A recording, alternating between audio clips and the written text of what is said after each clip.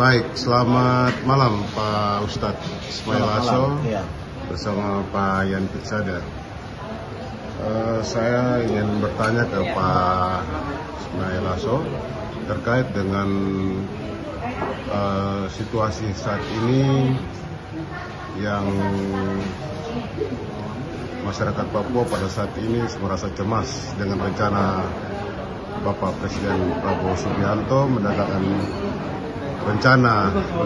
transmigrasi ke tanah Papua pada keseluruhannya. Menurut Pak Ustadz seperti apa? Baik ya, Assalamualaikum warahmatullahi wabarakatuh. Dhaharul fasad fil barri wal bahri bima kasabat aydin nas. Qala Allah Ta'ala fil Qur'anil Karim. A'udzu billahi minasyaitonir rajim. Bismillahirrahmanirrahim. Ya ayuhan nas, inna khalaqnakum min dzakarin wa untha wa ja'alnakum syu'uban wa qabaila lita'arafu. Inna akramakum indallahi atqakum. Innallaha alimul khabir. Jadi esensi penolakan rakyat Papua itu lebih pada pengalaman suku aborigin di Australia, kemudian suku Indian, Inka, dan Apache di Amerika Serikat, sehingga ada kekhawatiran kalau orang Papua itu akan tenggelam dalam kelainan yang lain. Jadi saya ingin menyatakan sebagai salah satu tokoh Muslim Papua dan juga sekaligus anggota Majelis Rakyat Papua, bahwa sesungguhnya Undang-Undang Otonomi Khusus itu secara intrinsik di situ mengandung pesan bahwa rakyat Papua yang hanya tersisa 1 juta jiwa di dalam Negara Kesatuan Republik Indonesia itu harus dilindungi karena keunikannya, karena di dalam Negara Kesatuan Republik Indonesia yang 130 juta jiwa atau menurut media internasional itu sekitar 600 juta jiwa penduduk yang besar ini, orang Papua itu dengan pulau yang begitu sangat besar menjadi minoritas. Kita lihat fenomena-fenomena yang terjadi Papua Barat Daya, Kota Jayapura, Merauke itu tidak sesuai dengan komitmen Undang-Undang Otonomi Khusus, di mana pengangkatan anggota DPR kota maupun kabupaten itu mayoritas seluruhnya adalah non-Papua. Ini sangat mengkhawatirkan, sehingga seperti yang saya kutip ayat tadi, telah nampak kerusakan itu.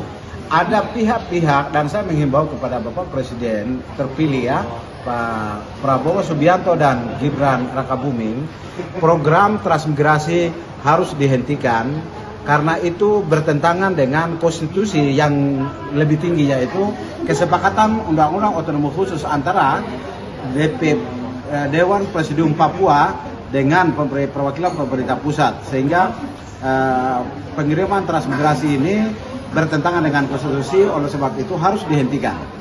Itu yang saya punya masukan kepada pemerintah. Kalau ingin membangun Papua, kirimlah ribuan dokter, ribuan guru, dan kalau tidak bisa juga kirim anak-anak Papua itu ribuan anak mahasiswa untuk mempelajari ilmu-ilmu tentang bagaimana proses mempercepat pembangunan Papua dan Papua Barat itu, agar supaya mereka bisa berkembang. Itu saja mungkin saran saya begitu. Terima kasih. Baik, terima kasih Pak Ustadz Ismail Aso. Menurut Ketua Kompaja. Ya, terima kasih. Kami dari Komunitas Papua Jakarta sangat menolak keras dengan adanya kehadiran transmigrasi di tanah Papua. Nah, berdasarkan pengalaman-pengalaman yang lalu, zaman Soeharto, Papua tersingkir dengan tanah yang sebenarnya punya hak wilayahnya orang Papua dimanfaatkan oleh masyarakat dari katakanlah Pulau Jawa ini. Tiba-tiba mereka tinggal di situ sudah lama-kelamaan, mereka jual lagi. Nah, ini kenyataannya nyata sekali. Jadi saya sebagai Sekjen Komunitas Papua Jakarta atau sekaligus Ketua Komunitas Papua Jakarta mengambil sikap, apabila pemerintah pusat tidak melakukan itu, kami akan aksi demo, turunkan 1000 massa ke Istana Merdeka. Saya kira cukup saja. Terima Terima kasih. kasih. Terima kasih. Harapan-harapan dari Pak Ya, Ustadz. harapan kami sebenarnya dengan terpilihnya Presiden Prabowo Subianto dan Gibran Rakabuming akan berdampak membawa kesejahteraan dan kearifan lokal. Pembangunan Papua akan lebih sejahtera, lebih aman dan damai karena beliau mengerti tentang bagaimana untuk keamanan, kenyamanan dan kedamaian di Papua. Tapi dengan adanya wacana-wacana seperti transmigrasi ini bukannya untuk mengamankan Papua, tetapi proses mempercepat Papua menyusul Timor Leste. Oleh sebab itu saran saya, rencana pemerintah ini harus secara bijak harus ditinjau kembali, dan bila perlu Menteri Transmigrasi saya minta untuk hentikan program ini. Terima kasih. Baik, terima kasih. Selamat malam Bapak berdua. Tuhan berkati. Terima kasih.